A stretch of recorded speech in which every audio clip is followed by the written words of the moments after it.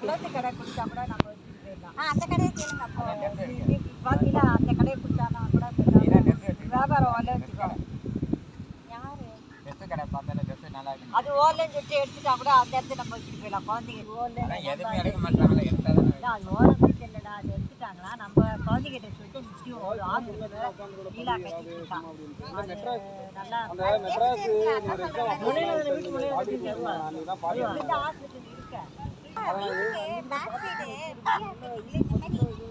நம்ம விற்க கூடாது. இந்த மாதிரி சீட் மாதிரி போடுற மாதிரி சொல்லிட்டு அதுல ஹேங்கர்ல தொங்க விட்டா எங்க வீட்டு பின்னாடி காசு இல்லை அப்படிதான் தொங்க விட்டு ட்ரெஸ் எல்லாம் விற்கிதுங்க.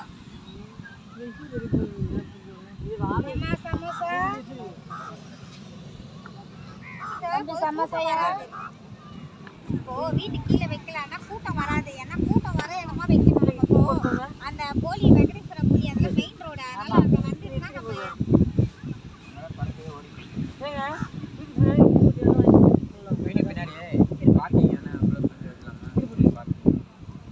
கடை கட்டிடலாமா?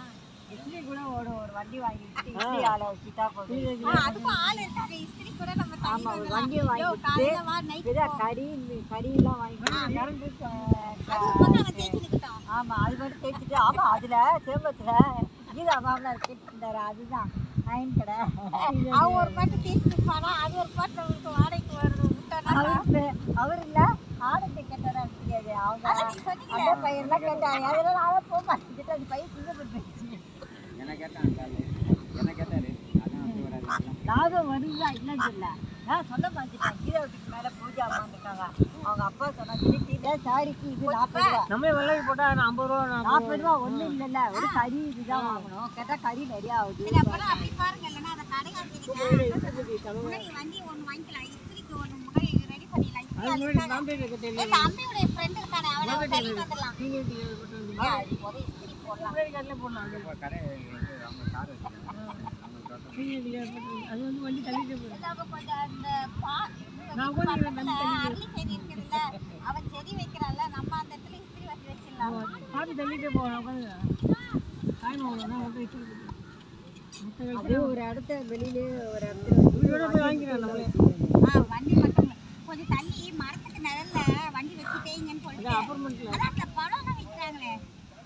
ஆள் கிடைக்கணும்ல, ஆள் ரெடியா இருக்குது. நீங்க தான் எதுவுமே ஒத்துக்கணுமே.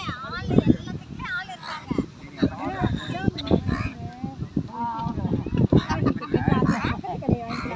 அதான் பக்கத்து கடை தான் கால் வச்சிருக்கான்னு தெரியலடா.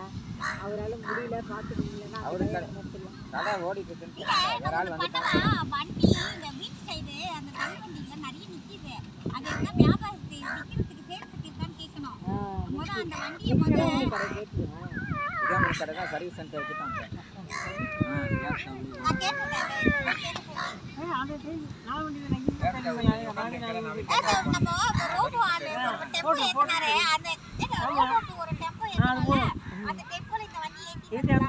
வீடு வெளியே வச்சுக்கலாம். ஒன்றும் இல்லை, அந்த வண்டி நாட்டு சக்கர வண்டி வச்சுக்கினா அந்த பழம்லாம் கூட விற்கிறாங்களே. அந்த இந்த சந்தைக்கு ஆட்டோ கூட போனீங்க அந்த பழம்லாம் விற்கிறாங்களே. அந்த நிறைய கடை